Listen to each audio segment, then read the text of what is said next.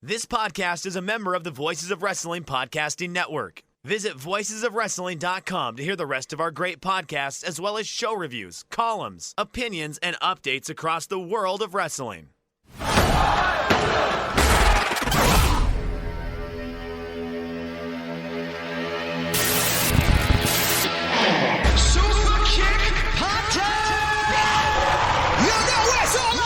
I'm better than you, and you know it.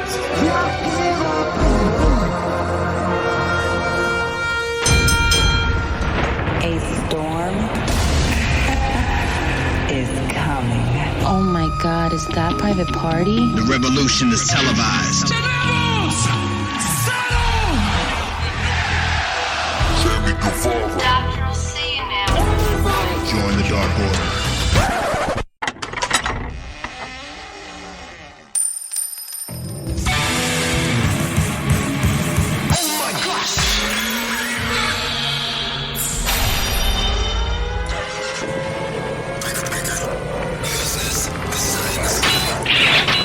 Is coming.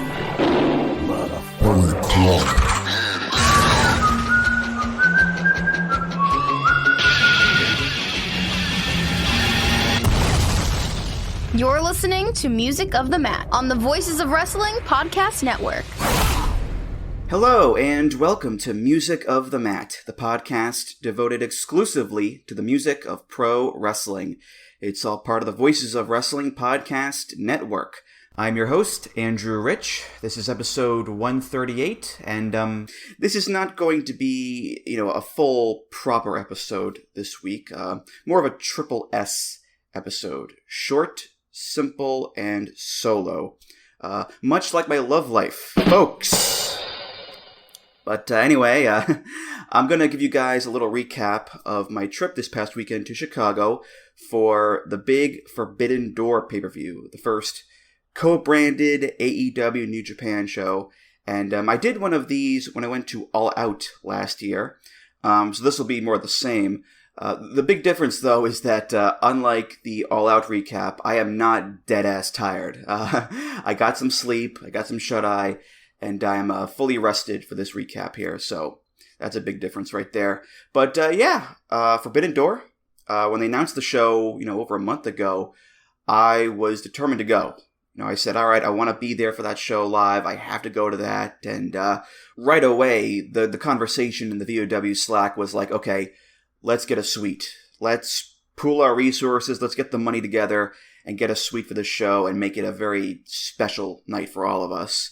And we did. We all chipped in, got the suite. Not all of us. I mean, it wasn't like, all 50 contributors to VOW were all in that little suite together. But the people going, we all chipped in. And it was, I think, around 20 people altogether. So, cool stuff. Now, I did an episode of the great and wonderful Alan Forel's podcast, Pro Res Paradise, on the PW Torch network, about Forbidden Door, a preview of the show. And we mentioned how, my excitement level, it had kind of dipped a little bit in the build-up to the show. Because when they announced the show, I was super into it. I was super pumped up.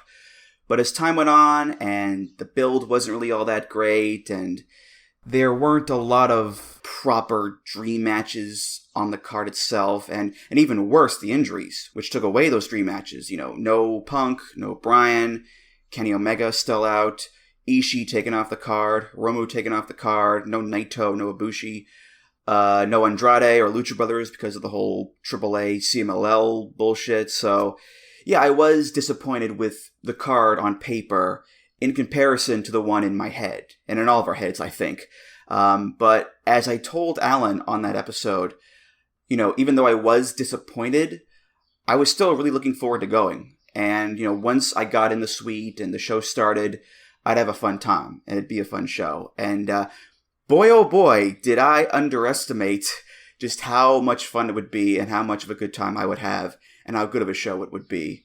But we'll get to that soon, I know. But the great Alan Forel, a good friend and a pro's pro, and always a pleasure to be on his show whenever I'm on there. So if you haven't listened to that episode yet, you're a bit late to the party, I'd say, because the show's already happened. But look, if you want to listen to it now, I won't stop you. You do you. Do your own thing. Be my guest. So, yeah, the big trip. Let's get to it then. It was from Saturday to Monday. I flew out from Boston to Chicago at, I think it was stupid o'clock in the morning. It was very, very early, and I was on pretty much no sleep. So, yeah, not a lot of fun. I did manage to sleep on the plane a little bit, but the flight is 3 hours. So, yeah, no 40 winks for me, or 41 winks, as Brian Butterfield would say. So I get to Chicago all safe and sound, and I do a little walking around. I'm not really much of a sightseeing kind of guy.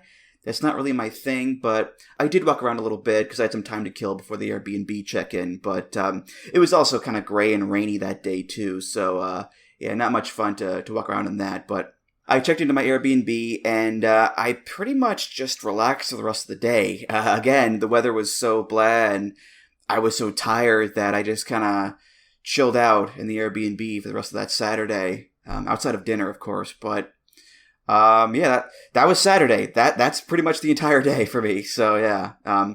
Now Sunday, that was the day, the big day, not just because of the show, but because of the pre-show VOW barbecue. We did one last year at Chris Samsa's house. Him and his wife Megan were the hosts, and we did the same thing for this year, and like last year, it was a wonderfully delicious and fun time. Chris is a wunderkind on the grill, cooking up all sorts of great meats to eat, and oh boy, was there a lot of meat to eat. There was more meat than a Sean Stasiak comp tape. Folks, there we go. But yeah, no, seriously, it was a lot of fun being at the barbecue. And it was fun to just be among friends. There wasn't as many people as there were last year's cookout, but still a pretty nice group, including guys I never met before in person, like Kelly Harris and Jeff Andrews, people I haven't seen in years, like John Carroll and Sean Sedor, and people from last year's group, like Alex Wendland, Jeremy Sexton, Steve Case, and his wife Elise. So, yeah, a fun time being there at Chris's house and eating lots of barbecue and having fun and talking wrestling. And that's a big part of the trip. It's not just about the wrestling show. It's getting together with friends and reconnecting and laughing and joking and eating and drinking and shaking hands and hugging and all the camaraderie that makes these trips so much more fun and so much more worthwhile. So yeah, that was the barbecue. We stuffed our faces like pigs for a couple of hours. And then we went to the United Center for Forbidden Door in the lovely suite. And the suite was pretty good. It wasn't a crazy looking suite. It was pretty straightforward. Just a room with more food and drink to consume. That was pretty much it. But the seats were nice. It had a great view of the ring. And I got to meet some more people there.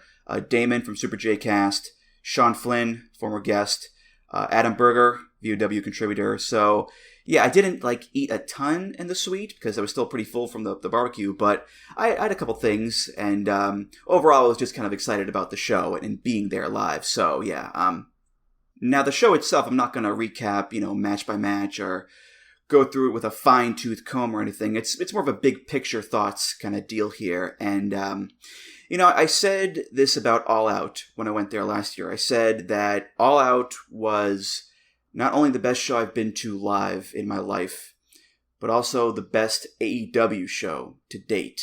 And I think Forbidden Door has taken both of those mantles, because whatever you want to say about the build and politics and curses and injuries or whatever, the end result, the final product, what we got was an incredible all-timer of a show for a couple of different reasons. Number one was the crowd. This crowd was amped up and ready to go from the first match on the buy-in all the way to the main event. This crowd was hot and invested all the way through because they knew they were seeing something special. This was a special show.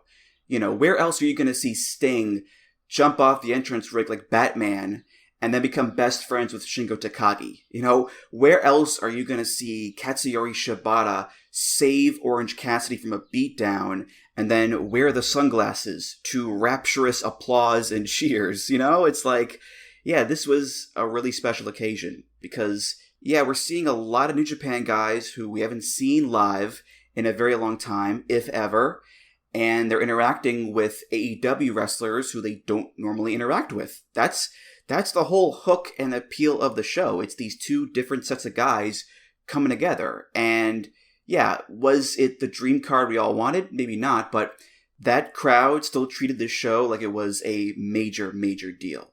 I mean, on the buy-in, when Yoshihashi's music hits, and the people pop for it, you knew, okay, this is going to be something special. And it was. So the crowd was great. And, you know, normally that's not often the case with AEW pay-per-views. You know, a lot of times with these shows, they're long and there gets to a point where the crowd just kind of burns out and loses their energy and maybe they pick it back up, but there's at least one part of the show where there's like a considerable dip in crowd energy. It happened at All Out when I went there. It happened at Double or Nothing last month. It happened at Revolution before that. So yeah, these things tend to happen at AEW pay-per-views. Not the case for this one. The crowd was up all night, and I think the big reason for that was A, the pacing of the show. This show did not feel as long as it was. It flew by. And B was the match quality. And more importantly, the consistency of the match quality. Because there have been a lot of AEW pay-per-views, especially in recent times, where they just deliver some awesome matches. I thought Revolution this year, great pay-per-view in terms of match quality. Double or Nothing had a lot of great matches on there, including Anarchy in the Arena, which I went 5 stars on. All Out last year, again, a lot of great matches, including Lucha Brothers versus the Young Bucks in the cage, which to this day is still the best match I've ever seen live. The thing is, though, those shows, as great as they were, also had dips. There were some okay or forgettable or even bad matches on those shows. Forbidden Door, on the other hand, this show was as consistent as you can be in delivering very good to great matches. If I could use a baseball analogy, there have been shows with home runs, sometimes even grand slams, but also, you know, a couple of groundouts or bloop singles. This show was like double, triple, home run, line drive, home run, another triple. Like the bat was cracking all night long. And some matches were better than others, but there was no point in the show where I was like, all right, this is kind of whatever, or this stinks.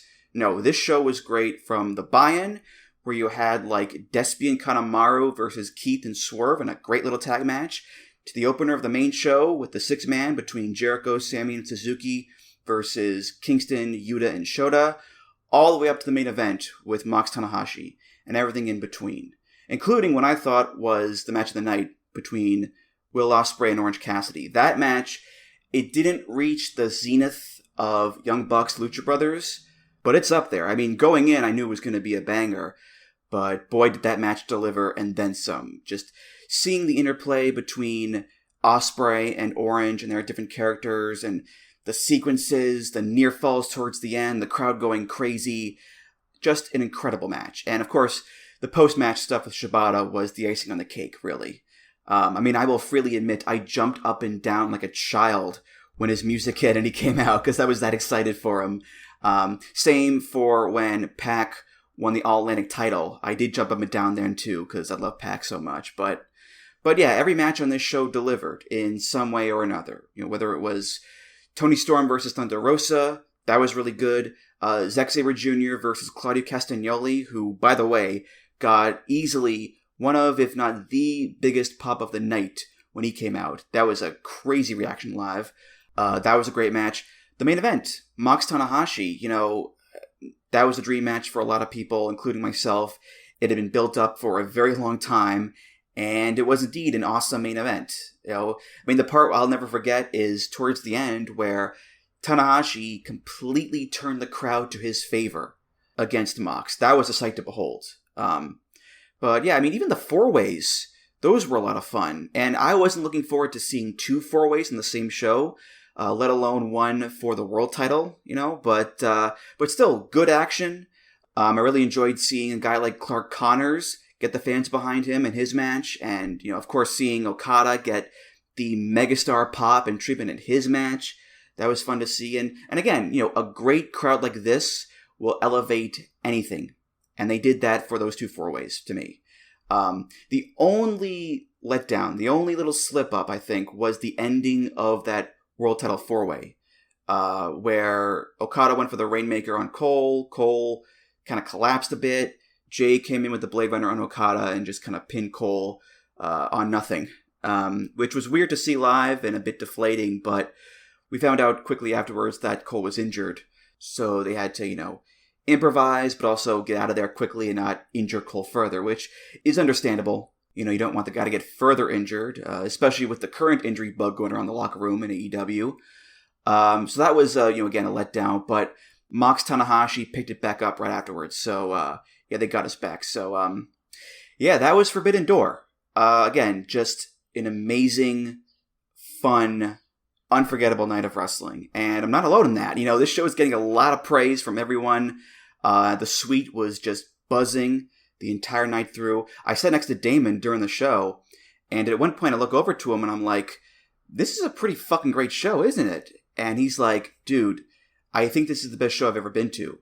And Damon's been to a lot of wrestling shows over the years, so if he says that, then that really means something. But that was Forbidden Door. A show that, on paper looked okay, but a bit disappointing.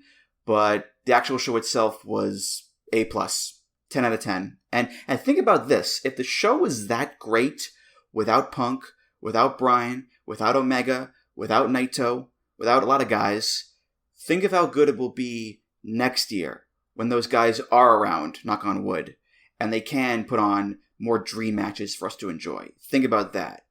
I can't wait. I want it now. But yeah, that was Sunday. That was the big day. And Monday was going home day. So I did manage to go to Portillo's on Monday, though. I did go there because I couldn't leave Chicago without trying Portillo's. And got a couple of dogs, some fries, a nice root beer, and gotta say, pretty good. Pretty good. So I flew home Monday night, got back home safe and sound, and on time, by the way. I will say another big plus of this trip was no flight delays and no cancellations. I know that there have been a lot of those lately with air travel. It sucks. It's the worst. It's happened to me before, but this time it didn't. So airplane gods, if you're up there, thank you for the smooth and easy flights. Thank you. All right, well, that's going to do it for this episode of Music of the Mat. Thank you so much for listening. And again, next time I will give you a full, proper episode. But until then, I will say that Music of the Mat is part of the Voices of Wrestling Podcast Network. You can find all the great podcasts on there at voicesofwrestling.com. Follow the show on Twitter at Music of the Mat. Follow me on Twitter at Andrew T. Rich. voicesofwrestling.com/Discord for all discussions and comments. voicesofwrestling.com/donate for all donations. Just click the big donate button beneath the name Music of the Mat if you donate. Hey, thanks so much. You're awesome. And of course, rate, review, subscribe to the show on Apple Podcasts, Google Podcasts, Spotify, and many other places. I'm Andrew Rich, and I'll see you next time on Music of the Mat. Take care, guys.